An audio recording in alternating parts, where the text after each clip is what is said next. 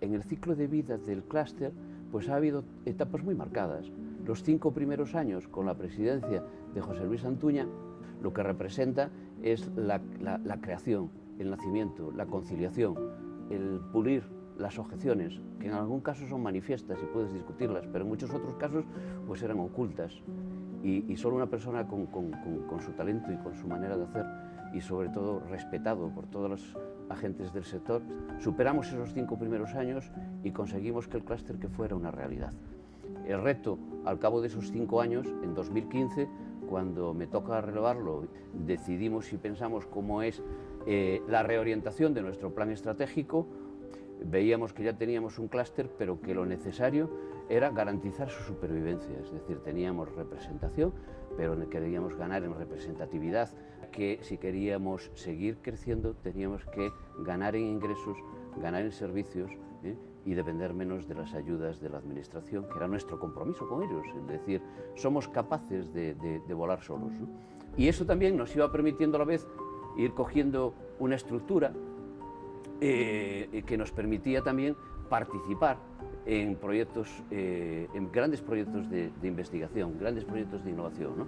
Y yo creo que ahí es cuando ganamos en reputación, que nos permitió ir creciendo y tener ya un músculo, una estructura y también una fortaleza financiera que nos permitiera ya contar con una unidad técnica, con profesionales que nos garantizaran el poder ir incrementando sus servicios. Y eso es lo que el principal objetivo que tuvimos durante ese tiempo, ¿no? El que realmente se convirtiera en una realidad y que fuera una organización que pudiera volar sola. Y después, más tarde, ya en el 2018, gestándose durante varios años, porque estas cosas no salen de la noche a la mañana, pues conseguimos la primera edición de la Business Factory Food, ¿no? Y para mí eso es muy importante. Podemos conseguir ese emprendimiento necesario para Galicia en el sector alimentario, ¿no?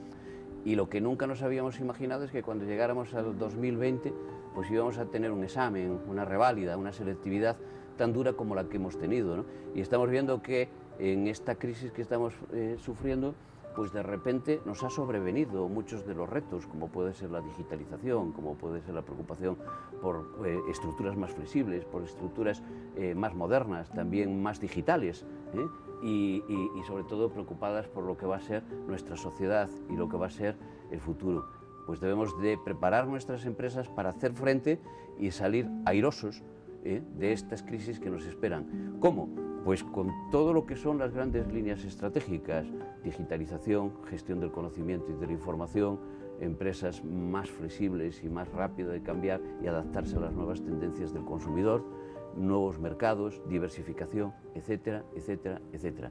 Y yo creo que en todo ello el clúster alimentario va a jugar un papel fundamental y podemos encontrar la ayuda que necesitamos para salir airosos y volver a presumir dentro de 10 años de lo que hemos conseguido durante los últimos 10.